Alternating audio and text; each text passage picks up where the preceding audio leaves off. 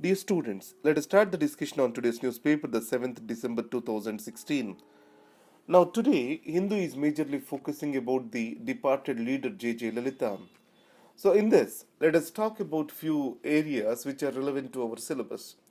The first one is the nature of Indian politics and the charismatic leader among and the impact of that on the people, and regional parties and their role played in the national politics, the center state relations with the growth of the coalition politics, and then gender in Indian politics, the Dravid movement and its special place in Indian history, and centralization in Indian politics. These are the various issues we need to analyze in J.J. Lalitha's legacy.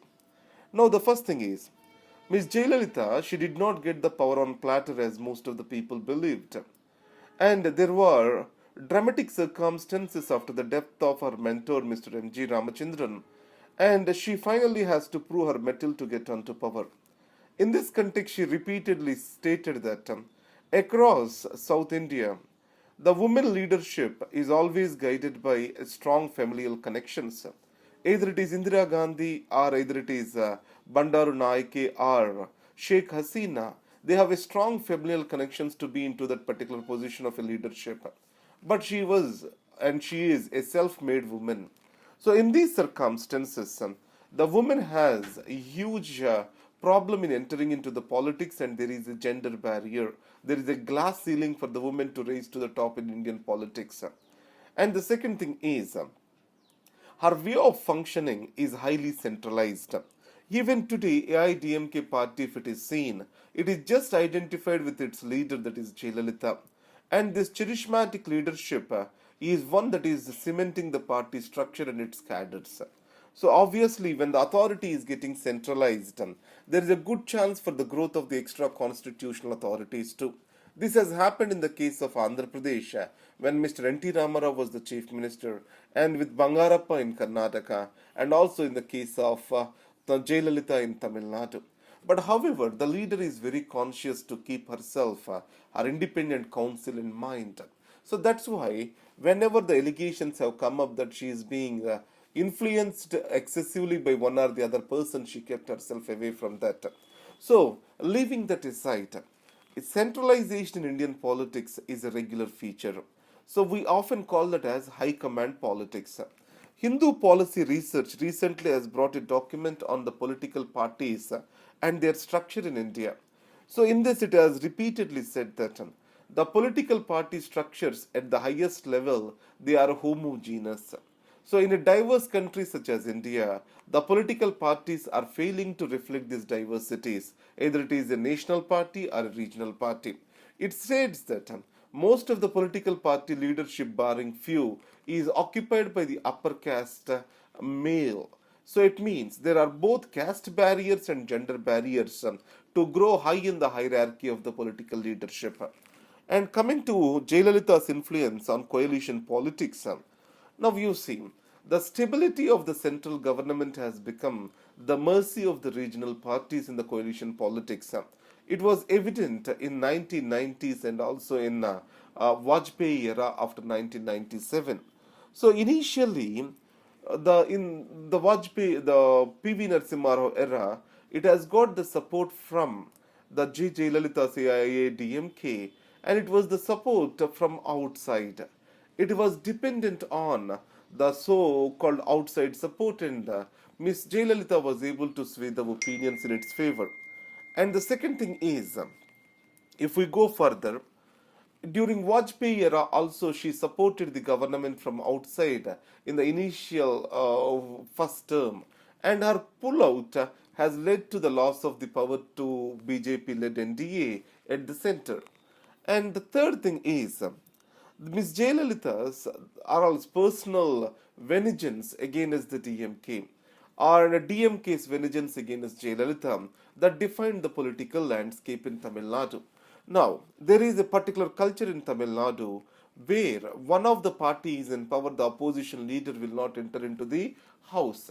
So you know that opposition has to play a constructive role in any politics, and opposition has an equal responsibility as like the ruling regime in a democracy. But however, the personal level conflict rather than the political level conflict has led to this situation in Tamil Nadu. And on to the other side, the Dravid movement, it has its roots in anti-Brahminism. And surprisingly, Miss Jayalalitha rose her identities against her Brahminical origins, and she was able to hold a party that by and large believed against the Brahminism, and an offshoot of the party that believed against the Brahminism. Here, Periyar is an atheist, and all the Dravida parties are based on the ideology mooted by the Periyar. So, the Periyar's ideology centers around the providing for empowerment to the lower caste. This is what is the reason for the rise of the backward classes. And another major legacy of J. Lalita is related to reservations. During her time, the reservations have raised to 69% in Tamil Nadu. And another thing is, there's a difference between a cadre based party and a leader based party. The AIA DMK is majorly a leader based party, and as the leader passes away, it is general that there will be vacuum created. Not just J. Lalita, most of the parties led by the charismatic leaders, they are having this challenge of leadership crisis once the charismatic leader passes away. And this vacuum, how it has to be filled, how this void has to be filled, is a major challenge in the politics of the state. So these are the things which we need to understand with regard to Jayalalitha. One is gender, the women empowerment, now cradle baby scheme, populism in the governmental programs. So all these are the attributes, or all these are the legacies of J. Lalita.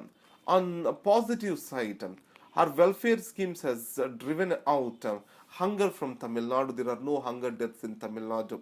And during the LPG era, she has at the helm of affairs in Tamil Nadu and was able to drive the Tamil Nadu through the industrialization. And if you see the motor industry today, transport industry, the Tamil Nadu is the hub. Legacy largely goes to J. Lalita.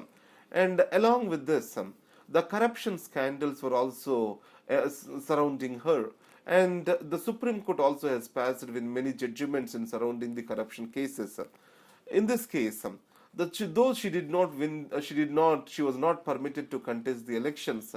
So in spite of that, she has become the chief minister, and then she replaced herself with Mr. O. Selvam. Later, the special court in Bengaluru has convicted her in the corruption cases, and she again brought the O. Selvam in her place. So any person who is convicted in a corruption charge has to be disqualified for period of conviction plus 6 years. But however, later High Court of Karnataka has dismissed the charges against Ms. Jayalalitha, and she was able to become the chief minister again. So these are the important events. The AIADMK after Amma. Now, the Tamil Nadu is a unique situation.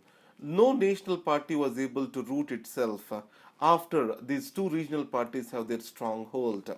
Now, if you see Congress and DMK, these were the major rivals initially. Slowly, Congress has disappeared from the landscape, and AIADMK and DMK have become the rivals.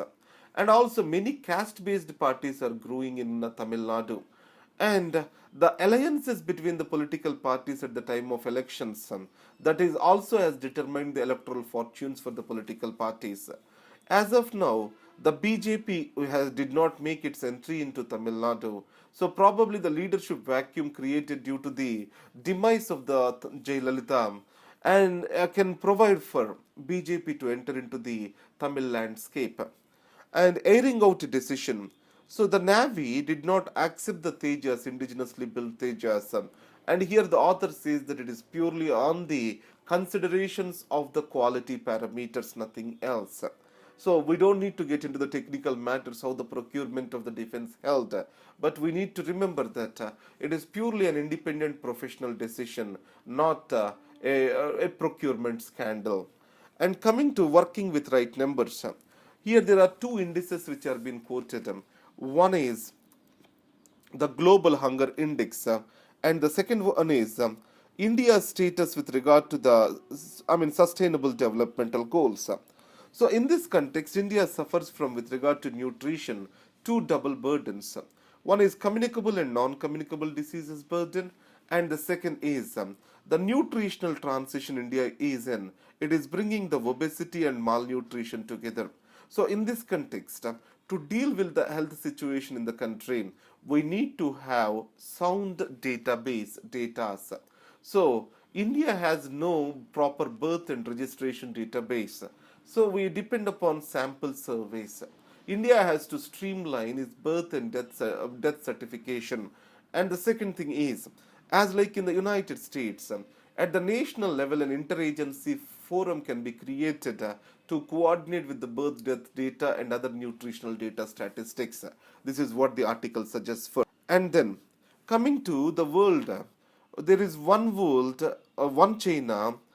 It means that Taiwan and China shall be seen as one single country, and the People Republic of China is the head of this. And this one China policy was there in place for the last four decades. And United States in 1979 also has accepted this one China policy, and it has stated that it was very much suitable for US and China's relationship. Now, Mr. Trump has given a call to the Taiwan's premier and called him as a president, which was not acceptable to China.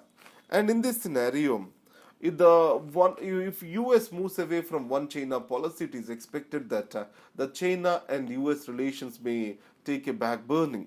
And on the other hand, we also have the Iran deal.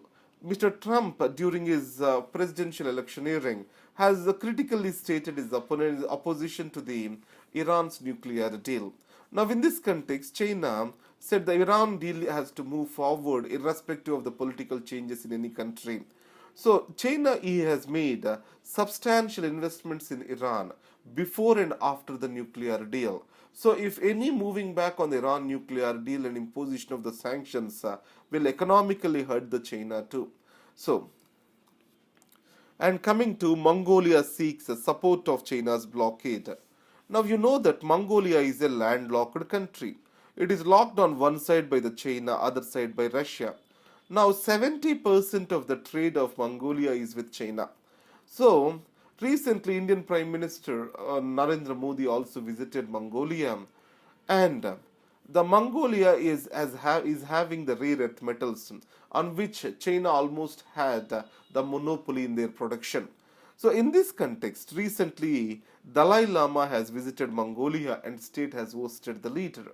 So, the China, in retaliation to it, is holding a blockade against the Mongolia, and Mongolia is prone for harsh winters. Already the temperatures are at -20, and this is going to bring in a humanitarian crisis in Mongolia. These are the articles for today. Today, the news are very simple, so and it's mostly about J. Lalita ji. So I cannot give you the much notes onto these issues. So this is what the new articles for today. Thank you very much and all the best.